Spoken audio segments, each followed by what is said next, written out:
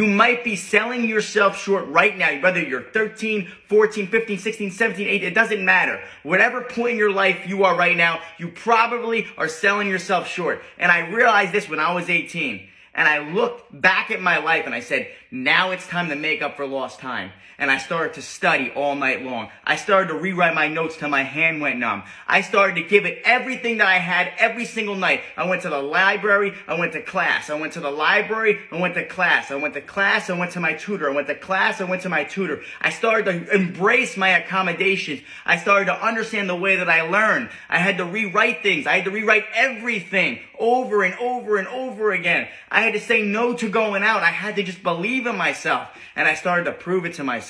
And when I started to prove it to myself, I started to start a foundation of success. And I started to believe, and I started to see the proof now. Now the proof is I can do this. Now the proof that I can do this, right? And that proof turned into reality, and I started to become who I always was. I ended up graduating the program with a 4.0 that carried over for 4 years straight.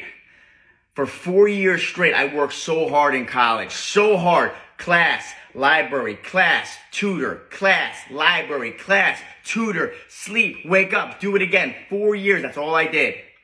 4 years flies by. I ended up graduating college with a 3.3 GPA. I didn't miss one tutor session after class. I never stopped, right? And every single time I did that, I believed in myself a little bit more. And the foundation started getting stronger. And then I realized if I can do this, I can do anything.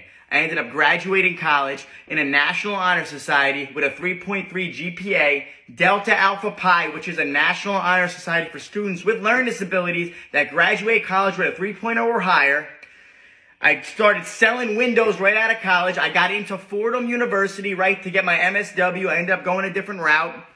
I sold windows. I said if I could pass college, I could sell windows. I sold the most windows appointments every single week. I made sure that was my goal. That's what I did.